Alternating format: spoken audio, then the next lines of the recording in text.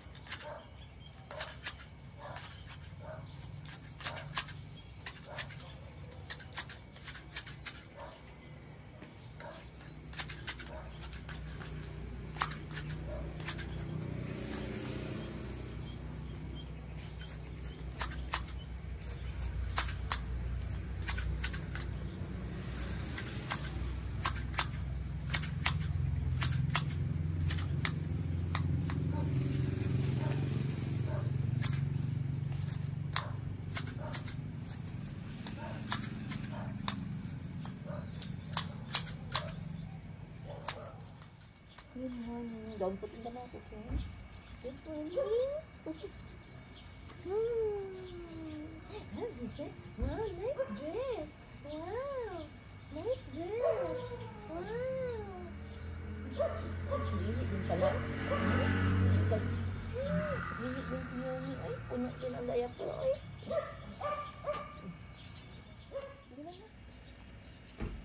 Dance with, dance with. Eh, eh, eh, eh, eh, eh, eh, eh, eh, eh, eh, eh, be?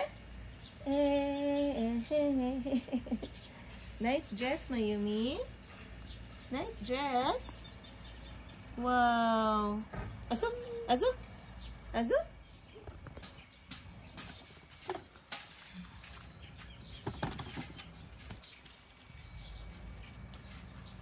Sige na, nak. Ikaw very good in acting, oy. Yes, you are.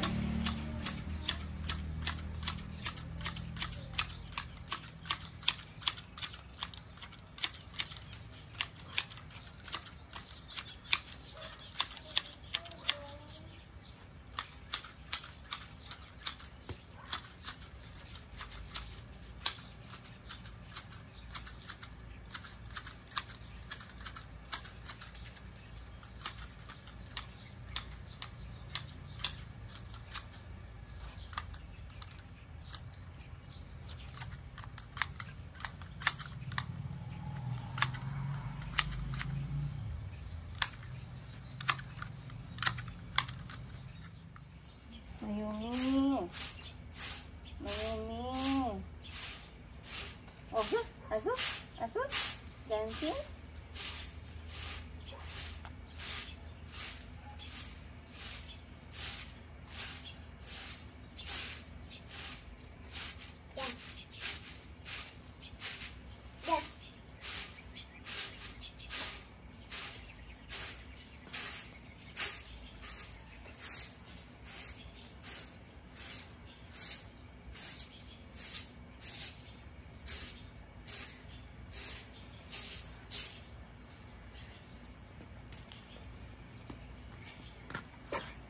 One sweet day.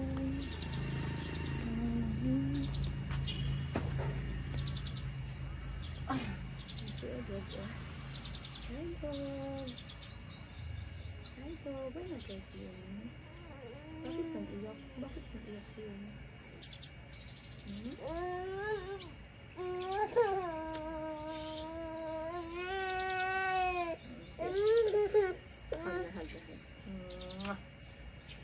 Bird. Birdie. Birdie. Oh, where's the bird? Birdie. Birdie. Mama will cut his hair. Mama will cut your hair.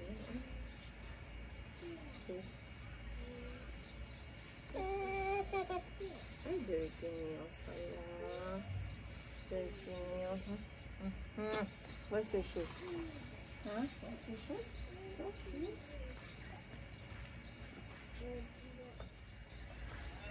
Get your clothes now.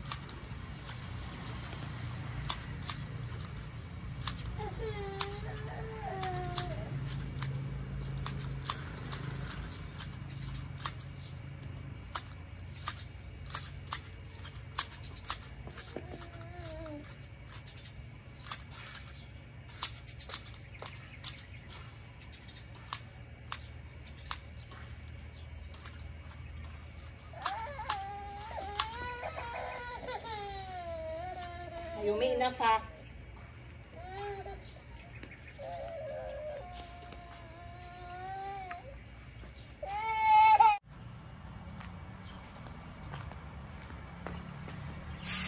Ha? Ano pala yan? Doon sa ano?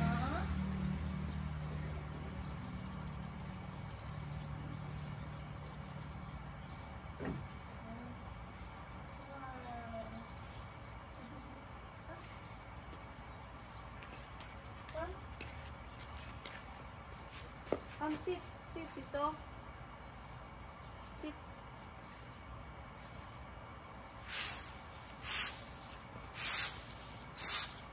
Wow, good job. Okay.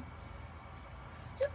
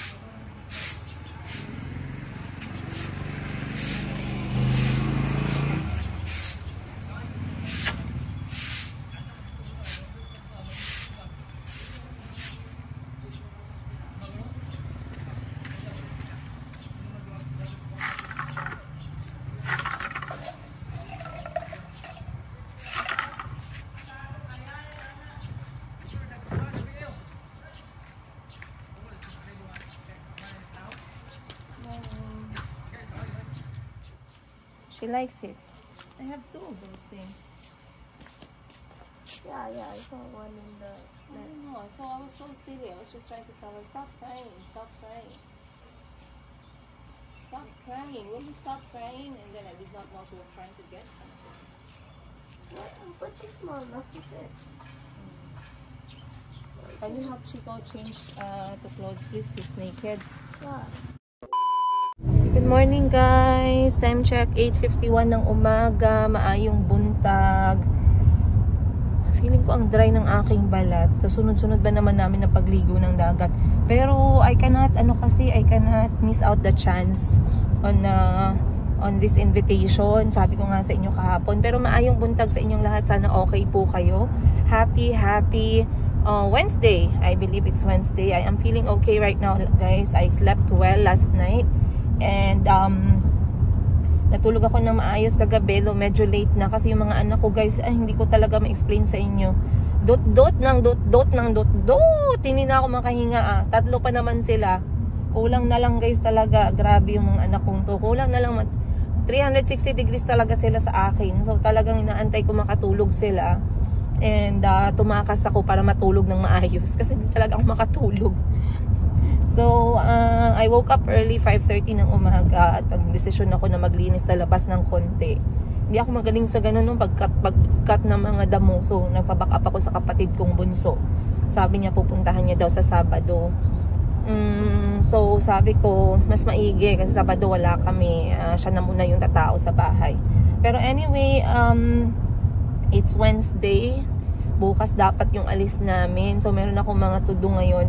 Si Mayumi masyadong nagiging clingy, guys. Madali na siyang umiyak at nalalaman niya pag ako'y paalis. Pag nakita niya ako'y naliligo, simula na siyang iiyak. Pag nakita niya ako'y nagbihis, simula nang iiyak. Yung only time na nakangiti siya buong araw, pag nakita niya na nandyan lang talaga ako sa labas ng sa loob ng bahay. So, ngayong araw, meron ako naisip na idea. Dahil wala pang laundry shop dito sa area namin, ako'y mag-iikot sa lahat ng mga bahay-bahay at ako'y mamimigay ng flyers ng free pick-up at delivery na laundry service. O, diba? Sana all. So, titingnan natin if this is going to be a really good move for me, guys. Again, if free pick-up and delivery ko, titingnan ko muna siya. Since dito naman yung aking way, malapit lang ako dito. And it will be easier for me. Hindi naman masyadong busy yung mga bata kasi sa pasukan kasi malapit lang yung kanilang classroom. So, magkakaroon ng gamit itong aking sasakyan for the meantime while we build up the laundry service. So, dito kasi sa area ko, guys, wala talagang laundry, malayo pa. So, sabi ko, since walang nag-aano dito, ako na lang magdadala ng labahin nila, diba? Tingnan natin kung mag-workout. So, ngayon gagawin ko, gagawa ako ng flyers. And then, mamaya at saka bukas, mamimigay na ako ng flyers sa mga bahay-bahay. O, diba? Tingnan natin kung magiging effective. Excited ako. Bakit ang tagal kong naisip to? Feeling ko bobo ako. May mga oras na bobo tayo. Hindi ako nakafocus kung ano yung pwede kong gawin sa negosyo. Pero yun nga, dahil maaga akong nagising at habang ako'y nanonood sa mga tao sa labas ng bahay, nakita ko, saan kaya sila nagpapalaba? So sabi ko, dapat i-take ko tong opportunity na to habang wala pang laundry shop dito na area. Dapat ako na lang mismo yung magka-cover na ganyang klaseng trabaho. Sabi nga nila, ang negosyo, mas pumapatok siya if you are solving problems. So, ito-solve ko yung problema nila na meron silang labahin at hindi nila alam anong gagawin, lalo na pag umuulan. So, antayin lang natin, guys. Mamimigay ako ng contact number ko mamaya. Pero first things first, ako'y gagawa ng aking flyers ngayong araw. Papakita ko na lang sa inyo yung aking flyers. And chikahan nyo ko if this is a good idea. Ano sa tingin ninyo? Tingin nyo ba brilliant yung naisip ko? If not, ano yung pros and cons? Kasi ngayon, pros lang yung naiisip ko. Hindi ko naiisip yung cons. Kasi nga, yung area na i-cover ko is malapit lang sa bahay. So, basically, hindi naman siya magastos sa gasolina. And, ang aking driver naman ay hindi magiging busy next pasukan dahil ang mga bata ay ang eskwelahan malapit lang talaga sa bahay. So, yung time na yun, pwede yung gamitin para ma-load natin yung sasakyan natin ng laundry shop. And merong nag-comment sa inyo, apakadaming nag-comment. Sabi, ma'am, bakit po hindi ikaw yung magmaneho? Sabing ganun. Ilang beses ko nang nabasa yan actually. So, sasagutin natin. Ma'am, bakit hindi ikaw nagmamaneho? Marunong ka namang mag-drive. Nagdadrive ka naman sa Africa. Meron ka namang lisensya. Unang-una, wala pa akong lisensya sa Pilipinas. Ikalawa, ako po'y nag-i-edit sa aking cellphone. Wala po akong editor. Pag nag-i-edit ka, kailangan mo yung 2 kamay mo. Alam nyo ba kung magkano ang presyo ng editor, guys? Pag kumuha ako ng editor, mababa lang po yung 30,000. So, kaysa magbayad ako ng editor, ako na po mismo yung nag-i-edit. So, pag ako nag-edit, sino magmamaneho ng kotse? O, diba? Tapos, sino ang nag-iisip ng mga source of income? Ako din. Pag nagmamaneho ka, dapat focus ka sa daan. Dapat focus ka sa pagdadrive mo. Ngayon, kung ang iniisip ko yung negosyo at paano ka ako kikita ng pera para buhayin ko yung pamilya ko, paano ako makakapagmaneho ng maayos? Imagine nyo guys, sometimes kasi we have to let go to free ourselves to be more productive. We cannot do everything. Maraming nagsasabi, kaya ko naman gawin yan, kaya mo naman gawin yan, kaya mo naman. It's not about kaya mo o hindi mo kaya. It's about how you make yourself more productive.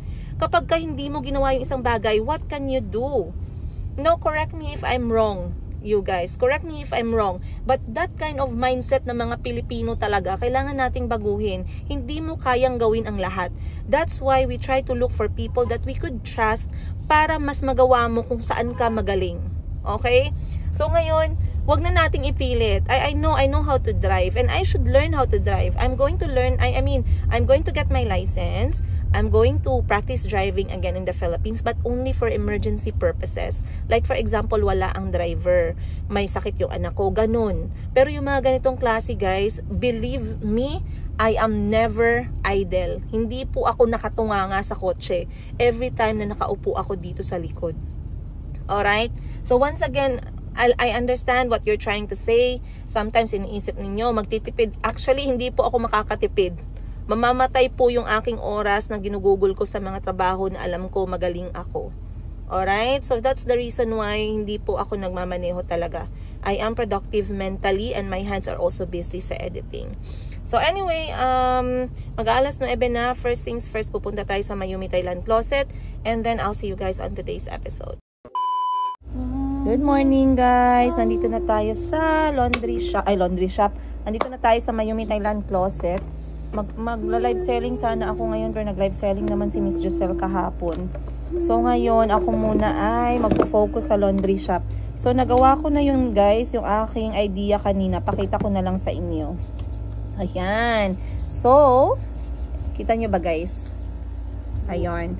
So this one is yung aking prepare na leaflet or flyer ba tawag nyo dyan. So, nilagay ko lang talaga yung mga details na importante. Highlighting the prime detail. So dito, Bisaya yung ginamit ko guys kasi napansin ko pag Bisaya, madali tayong makakuha ng customer ba. Parang low-key ka lang. Para siyang laundry shop na kapag ka nakasalamin at naka-aircon, parang takot pumasok yung tao kasi mahal. Pero kapag ka low-key ka lang, at least hindi sila natatakot ba. So nilagyan ko siya ng tagline dito. Ayan, nakikita ba tayo dyan? Ayan.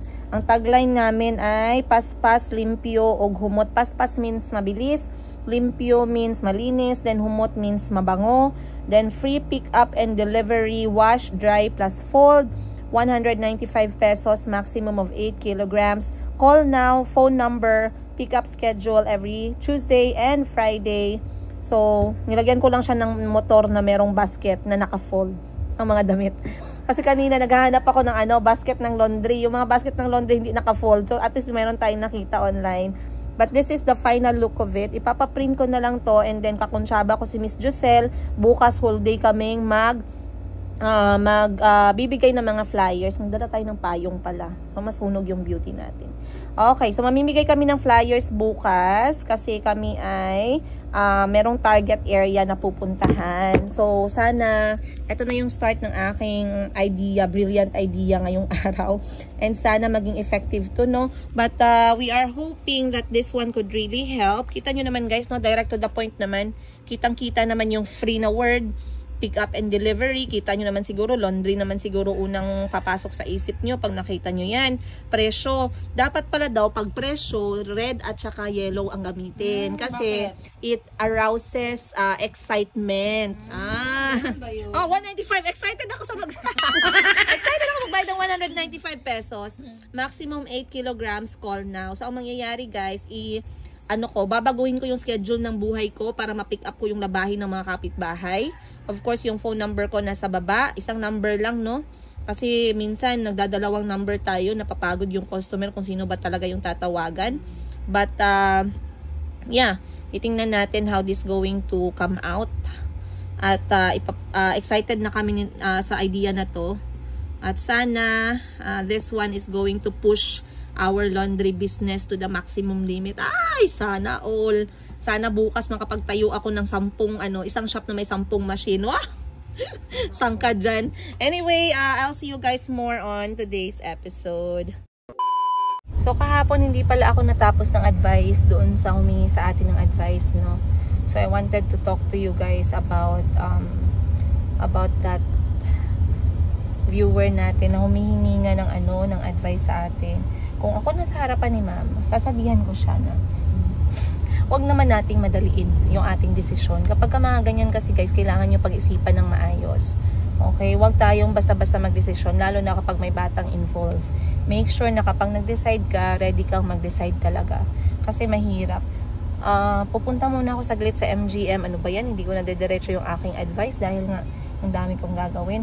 Pupunta muna tayo dito. Merong malaking mall malapit dito sa aking shop. Bibili lang ako ng konting kailangan ng mga anak ko for their last summer getaway. And then dediretso na ako sa next appointment natin. Okay. So etong mall na to guys, well known siya kasi mga mura yung benta nila. Kasi tumingin ako sa mall kahapon, malaking mall, medyo mahal yung mga kailangan ko para sa mga anak ko. So unang-una yung goggles nila, puros na sira.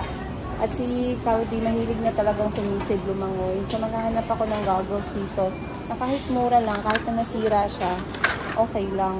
Kasi mura lang siya. So punta lang tayo sa swimming area nila. Katulad niyan, merong mga swimming balls. Punta lang ako sa may goggles, mga pwedeng laruan nila sa dagat. Then, tawag nito, floaters. A few moments later. Alright guys, nandito na tayo sa hospital. Actually, ayoko sana magpa-check up ngayon, pero kinukulit na ako ni Madam Ten Gibbs. Unahin ko daw muna to. Gusto ko sanang i-delay yung check up ko. Pero gusto niya, puntahan ko na ngayon yung doktor na specialist sa gastro. So, dito ako pumunta sa St. Elizabeth Hospital kasi nandito yung mga nire-refer nilang doktor na both specialist for gastro problems. Dala ko yung aking x-ray, ultrasound result. And, yan, tayo lang natin na tawagin yung number natin, guys, no? And then, ipapabasa ko yung result. Titignan natin kung ano sasabihin ng doktor mamaya. Kasi sabi ng kapatid ko, dapat, pwede na daw ako pumunta sa isang surgery doctor. Sabi ko, wag na muna. Sa specialist na lang muna para matingnan niya ng maayos yung result and then saka natin malaman kung ano talaga yung magiging solusyon. But time check natin alauna. Si Miss Giselle, pinahatid ko na lang sa driver muna doon sa tindahan para makapagbenta siya habang ako'y nagpapacheck up. I'll see you guys na lang mamaya after the result. Kasi if ever sabihin ng doktor, mapupunta tayo sa another doctor for second opinion. Marami nga nag-comment, ma'am, huwag kang mag-alala kapag ka nakapag-check up ka sa isang doktor. Pwede ka namang pumunta for second opinion lang para masigurado. Tama din naman yung ganun, guys, no? Okay, kinakabahan ba ako? Hindi ko alam kung kinakabahan ako or hindi. Kayo, kinakabahan ba kayo? Tingnan natin. Later. Finally, dahil lang sila. Finally guys, natapos din ang aking check-up. Nag-usap. Halos hindi ako makahinga kanina habang kinakausap ako ng doktor. Talagang, kasi syempre minsan hindi natin alam ba yung mga resulta ng mga medical results, mga ganun. Katulad na lang, naalala ko kasi nung araw na kinonfirm sa akin ng doktor na kailangan ko ng specialist for thyroid. Dahil ako ay confirmed na merong hyperthyroidism. Imagine, hindi ko in-expect yun. So ngayon, ikalawang beses na magkakaroon ng face-to-face with the doctor. Hawak ko yung aking ultrasound sa tiyan. And parang hindi ako makahinga guys. Habang nini-explain sa akin ng doktor yung findings ng aking ultrasound. So kanina, tinanong ako ng doktor kung bakit daw ako nagpa-ultrasound. So sinabi ko yung story. And then binasa ni Doc sa akin. Okay? Kasi yan nga ba yung sinasabi ko, minsan merong mga nagko-comment na baka kailangan yung operahan, ganito, ganyan. So nakakapag-overthink tayo. So para maiwasan yung overthink, ako'y nagpapasalamat, big shout out sa kapatid ko, si Madam Ten Gibbs, na hindi ako tinigilan guys, 48 hours. Kung pwede pa lang siguro sugurin ko yung doktor kahit 10 oras ng gabi. ganun yung gagawin ko kasi hindi niya ako tinitigilan hanggat sa hindi makita ng isang specialist yung aking resulta. So, binasa na nga ng doktor kanina at yung impression, in-explain niya sa akin. So, unang-una, ang impression ay walang iba kundi, number 1, tatlo kasi yung impression guys eh. Unang-una, fatty liver. Yes, from the word fat, matambok yung liver natin. Matambok, sabi ni Doc sa akin, ikaw siguro ay maganang kumain. Ay Doc, kailangan pa ba nating i-explain yan? Ganun talaga, eh yun lang yung kaligayahan natin. So, in-explain naman ni Doc sa akin na yung fatty liver normally, sa edad daw na katulad ng edad ko, yan daw yung nakikita ng mga result talaga pag merong mga ultrasound. Very common daw yan na nakikita sa ultrasound. And the cause of that is eating junk food, bad fat, okay? So, fatty liver, of course, is not good, guys. It's not healthy. And how do we prevent that? We try to eat well. Proper, nahulog na naman sa proper diet. Nahulog na naman sa exercise. So, proper diet, check or X. Parang minsan check, minsan X, Doc. And then, exercise, Doc, parang 2% out of 10. Oh, 2% out of 100. So, sabi ni Doc, mag-exercise ha. Huwag baliwalain daw yung ganyang ano. So, yan guys, sinasabi ko sa inyo, huwag ninyong antayin na umabot kayo sa point na wala na kayong magawa kundi magsisi sa huli. Kasi nga, you are not listening sa doctor. Ikalawang impression number 2, gallbladder polyp. So, etong gallbladder polyp, sa word na polyp, kinabahan ako guys. Namumutla ako sa word na polyp kasi baka mamaya cancerous, baka mamaya tumor, mga ganun, nakakatakot guys. So, sabi sa akin ni Doc, gallbladder polyp, dalawang bagay daw yung nakikita sa gallbladder. Tinry naman i-explain ni Doc sa akin lahat kasi yung mukha ko talaga parang, Doc, meron po bang masimpleng word dyan? Yung naintindihan lang naming mga taga-kanto. Kasi sobrang hirap naman ng polyp, Doc, hindi ko naman ma-imagine. So, sabi ko kay Doc, sabi ni Doc sa akin, dalawang bagay daw yung nakikita sa gallbladder natin. Una, polyp at saka stones. So, yung stones, of course, dahil sa bad oil. Ayan, sa bad oil. Sa oil na namumuo, nagiging bato. Tama ba ako, guys? So, kapag yung bato na sa loob ng gallbladder natin, yan yung nagkukos ng pain. Yan yung kailangang operahan. Pero yung polyp, natatagpuan daw talaga yan sa loob ng gallbladder natin na nakadikit sa may wall. Yun yung pagkaintindi ko kanina. Sorry sa lahat po ng mga medical practitioner, mga nurses, mga doctor na nanonood ng aking vlog. Pinilit ko pong intindihin. Yun lang po talaga yung naintindihan ko. So kung meron pa po kayong other explanation na mas madali para sa amin, paki-comment naman down below. Pero sabi ni Doc sa akin, normal daw na nakikita yan. It's going to be ano lang siya, magiging masama lang siya kung yung polyp na nakadikit ay baka mamaya ay stone yun na dumikit dun temporarily during the ultrasound. So sabi ni Doc, kailangan ko daw ang obserbahan at under observation muna. Pag may na-feel daw akong sakit na tumatagal ng mga oras, ganun, tapos nawawala, kailangan ko magpa-second ultrasound para mamasigurado kung bato ba yun o polyp. So sabi ko, Doc, ano ba yung polyp? Doc, kakabahan na ba ako? Sabi niya, hindi naman. I don't have to give you any medicine. Hindi kita kailangang operahan. But, your measurement daw ng aking gallbladder ay 0.6. So ngayon dahil 0.6, pag umabot daw yung aking gallbladder ng 2 cm, kailangan daw siyang operahan. Tatanggalin ata kasi hindi daw yun allowed na size. Tama ba? Sorry guys ha. Isigurado nyo na lang. Wag nyo talagang iasa sa akin yung explanation na to kasi alam nyo naman tayo. Hanggang pagbibenta lang yung talent natin. And, so sabi ni doktor, so okay lang yan. Ang ikatatlong impression ay thickened endometrium as described. So, endometrium, natakot na naman ako sa endometrium. Ano ba yung endometrium na yan? So, sabi sa akin ni Doc, yung pasimpleng word dyan is yung mattress ng babae daw. So, medyo makapal daw yung aking endometrium. So, baka sabi ni doktor ay, something to do with our menstruation or monthly visit. Pero, alam ko guys, feeling ko kailangan ko na magpa-pap smear. Kasi parang hindi ko pa na-experience yung pap smear na yan. Ever. Kasi tinatakot ako ng mga kapatid ko, masakit daw. Masakit ba? At kung masakit, gano'ng kasakit? 1 to 10. Tapos maghahanap, if ever na kailangan talaga natin magpa-pap smear, magpapaschedule na ako. So, sabi ko kay Miss Chusel, sabay na kami. Hindi pwedeng ako lang mag-isa. Dapat dalawa kaming masaktan. Kasi kailangan daw talaga yan eh, 'di ba? Sige nga, mag-message kayo yung mga nagpapapap-smear dyan. So yun, sabi ni Doc sa akin, natapos yung pag-uusap namin ng around 10 to 15 minutes kasi in-explain sa akin ni Doc ng dahan-dahan. Nakita niya kasi sa mukha ko na I'm very much like loading.